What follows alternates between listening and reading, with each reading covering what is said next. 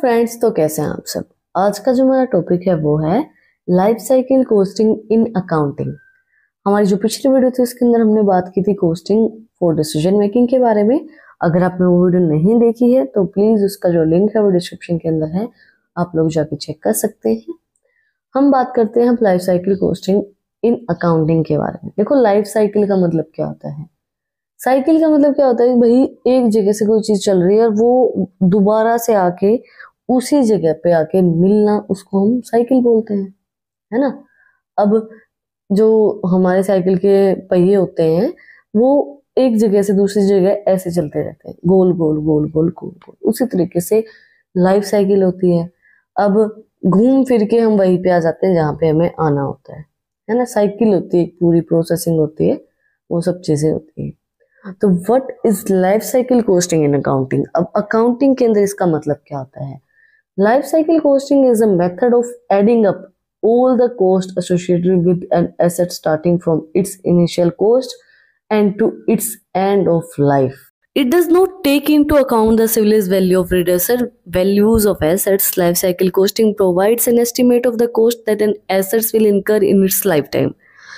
Life cycle costing calculation generally involves adding 6 types of cost: purchase cost, maintenance cost, operational cost, financing cost, depreciation cost, and end of the life cycle cost. The summations of these cost gives the life cycle costing values. In some cases, the cost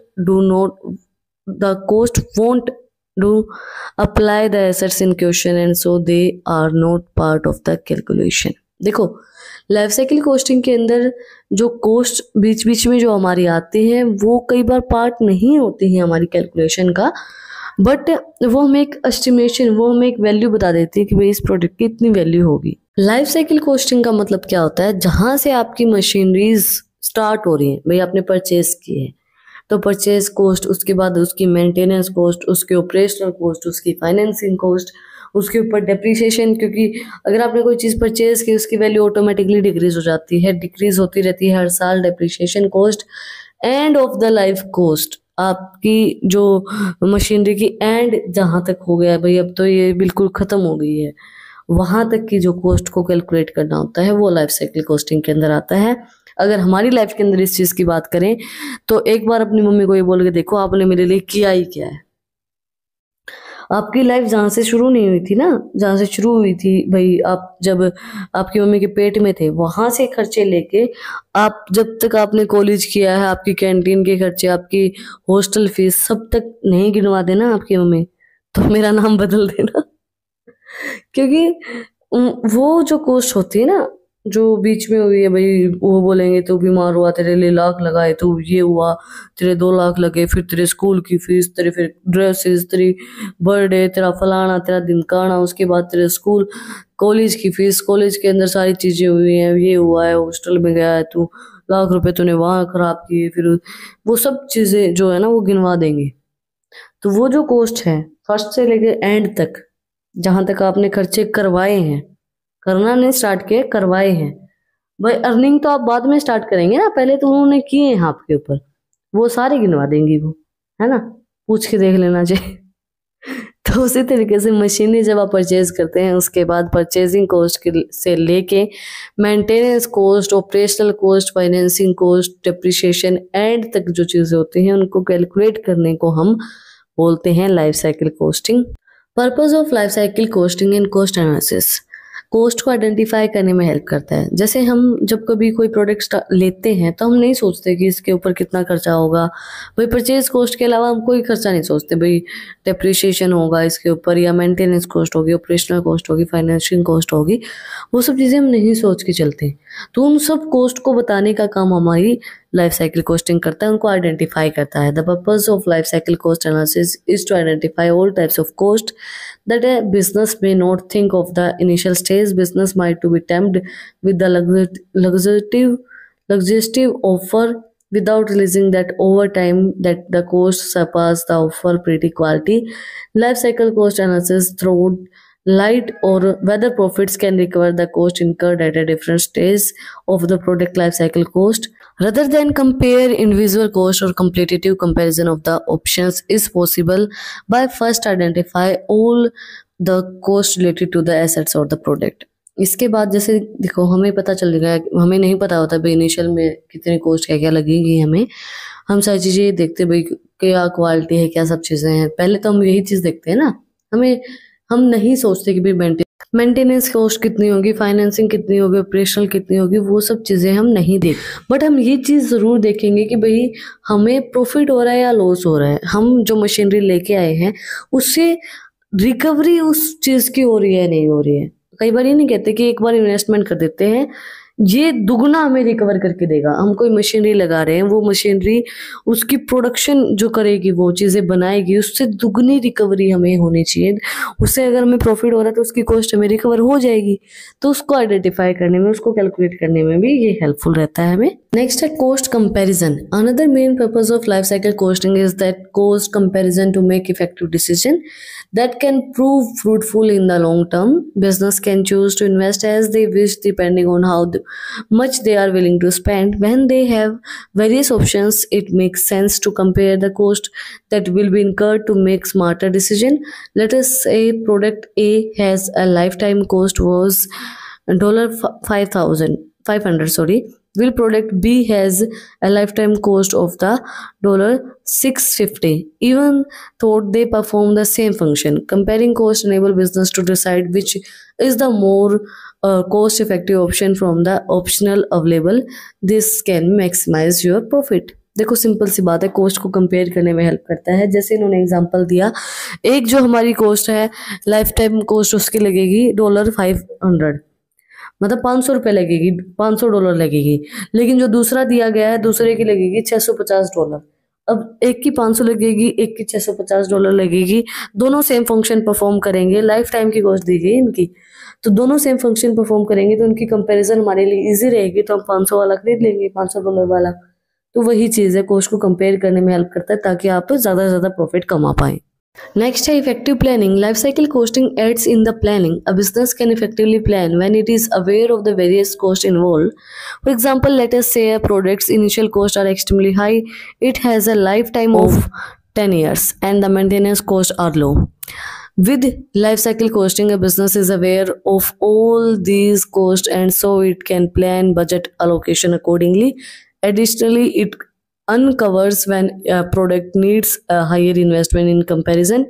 For instance, if a cost need higher investment during the operational phases, then a business is better prepared to invest and spend at that time. Without life cycle costing, expenditure planning is thought although possible. देखो एक चीज़ बताऊं, अब हमने गाड़ी ली हमने भाई 30 लाख रुपए की, तो हम वो चीज़ सोच के चलेंगे कि ये अगर 30 लाख रुपए की गाड़ी है, ये माइलेज इतने खाती है, ये मतलब पेट्रोल इतना खा रही है हमारा, तो इसके ऊपर पेट्रोल का इतना खर्चा लगेगा। फिर अगर ये कहीं भिड़ गई तो इसकी जो मेंटेनेंस कॉस्ट है वो बहुत आई है, इसके जो शीशे हैं वो नहीं मिलते, इसका अलॉय हमें नहीं मिलता, बहुत सी चीज़ें, मतलब देखो मुझे गाड़ियों के बारे में ज़्यादा नॉलेज नहीं है, मैं वैसे एग्जांपल दे रही हूँ आपको, तो वो चीज़ें में नहीं मिलती, उसकी मेंटेनेंस कॉस्ट ज़्यादा है ना, तो हम उस चीज़ को नहीं परचेज करेंगे, हम वो चीज़ परचेज कर लेंगे अगर हमारे पास बहुत पैसा है, तो उसकी मेंटेनेंस कॉस्ट पूरी करने के लिए अगर हमारे पास पैसा है तो वो चीज़ परचेज करेंगे। और अगर हमारे पास पैसा नहीं है तो हम क्या करेंगे, हम कोई ऐसी गाड़ी देखेंगे जिसकी मेंटेनेंस कॉस्ट कम हो, जो पेट्रोल कम खाती हो, है ना। हमारे पास पैसा कम होगा, हमारे पास पैसा कम है तो हम क्या करेंगे, एक कोई 10-12 लाख की गाड़ी ले लेंगे जिसका खर्चा कम हो भाई, जिसके मेंटेनेंस कॉस्ट कम हो, जिसके अगर शीशे विशे टूट जाए तो ज़्यादा पैसे ना लगाने पड़े, क्योंकि हमारे पास इतना पैसा नहीं है। तो उसकी प्लानिंग करने में भी लाइफ साइकिल कॉस्टिंग हमारी हेल्पफुल रहती है। एक अच्छा सा एग्जांपल हमें दिया गया है, पर्टिकुलर्स कॉस्ट हमारी, देखो सबसे पहले पर्टिकुलर के अंदर हमारी है परचेज कॉस्ट, हमारी 10,000 रुपये है जहाँ पे हमने परचेज किया, ये इसकी वैल्यू है। इंस्टॉलेशन कॉस्ट हमारी 500 रुपये हो गई, हमने वो मशीनरी भाई इंस्टॉल करवाई। ऑपरेशनल कॉस्ट हमारी फिर 3,000 रुपये हो गई। उसके बाद उसकी मेंटेनेंस कॉस्ट 1,000 रुपये हो गई। उसके बाद उसकी डिप्रिशिएशन वैल्यू हमारी 500 रुपये हो गई। उसकी डिस्पोजेबल जो हमारी वैल्यू है वो कितनी हो गई, 1,000 रुपये। अब लाइफ साइकिल कॉस्टिंग की वैल्यू कितनी हो गई हमारी, पूरी 16,000 रुपये स्टार्टिंग से लेके एंड तक। The initial investment to buy the equipment is 10,000 और purchase will be the life cycle cost turned out the 16,000। देखो इनिशियली हमने परचेज कितने, इनिशियली हमारी जो कॉस्ट कितनी थी वो 10,000 रुपया थी, और हमारी जो परचेज पूरी लाइफ साइकिल कॉस्ट की टर्न आउट कितनी हो गई, 16,000 में हो गई। इस तरीके से लाइफ साइकिल कॉस्टिंग को कैलकुलेट किया जाता है। लास्ट बट नॉट लीस्ट हमारा जो टॉपिक है वो है life cycle costing process. Process क्या रहेगी, प्रोसेस के अंदर हमारी 3 स्टेजेस रहेंगी। पहली हमारी जो स्टेज होगी उसके अंदर क्या होता है, हम एक प्लान को डेवलप करेंगे डिसीजंस लेने के लिए, कि भाई उसके अंदर हमारा ऑब्जेक्टिव डिटरमाइन करेंगे, हमारे पास क्या क्या ऑप्शंस है, डिफरेंट डिफरेंट ऑप्शंस जो हमारे बिजनेस के अंदर हैं उनको हम डिटरमाइन करेंगे। सेकेंड स्टेज हमारी क्या करती है, हेल्प करती है कॉस्ट को कंट्रोल और मैनेज करने के लिए, कि भाई हमारे पास जो भी टारगेट है, एस्टिमेशन कॉस्ट हम देखेंगे कि भाई जो सिमिलर हमारी मशीनरी है, जो हमने पहले सेम मशीनरी परचेज कर रखी है, उसने हमें इतना प्रॉफिट दिया है, उसको हमने मैनेज करने के लिए उसको जो भी मेंटेनेंस कॉस्ट है वो कितनी लगी है, उसके अकॉर्डिंगली फिर हम अपनी दूसरी मशीनरी को परचेज करेंगे, कंपेयर करके सिमिलरिटीज़ को चेक करके।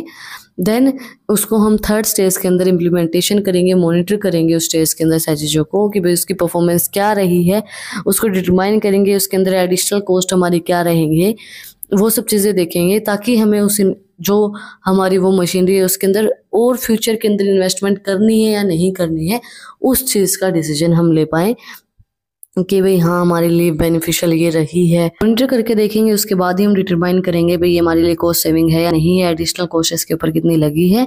उसके बाद हम डिसाइड करेंगे भाई हमें इन एसेट्स के अंदर फ्यूचर के अंदर इन्वेस्टमेंट करनी है या नहीं करनी है। वैसे मैंने ये लाइंस आपको सारी एक्सप्लेन कर दी है। फिर भी the life cycle costing process consist of 3 major stages. The first stage is developing a plan that will be aided in decision making. It involves determining the objectives, such as determining what different options means for the business. The second stage is analyzing stage, and which help in the cost control and management. It involves setting target that can change later on due to the prescribed estimation for the other assets that work similarities. The third stage is implementing and monitoring stage, and in this stage the performance of implemented and monitored to determine if additional cost savings are possible. The activity can be useful for the future investment. देखो ये चीज़ें मैंने आपको बता दी। अगर फिर भी कुछ रह जाता है, फिर भी कुछ अगर आपको डाउट है तो आप लोग कमेंट सेक्शन से पूछ सकते हैं। और अगर आपको इन टॉपिक्स की PDF चाहिए तो टेलीग्राम चैनल का लिंक भी डिस्क्रिप्शन में है, वहाँ पर जाकर आप मुझे सब्सक्राइब कर सकते हैं। और भी इंटरेस्टिंग रील्स को देखने के लिए इंस्टाग्राम चैनल का लिंक भी डिस्क्रिप्शन में है, वहाँ पर जाकर आप मुझे फॉलो कर सकते हैं। और अगर आपने वीडियो को यहाँ तक देखा है तो प्लीज़ सब्सक्राइब के बटन पे एक मुक्का मार दो और बेल आइकन प्रेस करो, ताकि जो सबसे पहले अपडेट है वो आप लोगों के पास आए। फिर मिलते हैं एक नई वीडियो के साथ, एक नए टॉपिक के साथ। Like, share and subscribe. Thank you for watching my video and enjoy your life.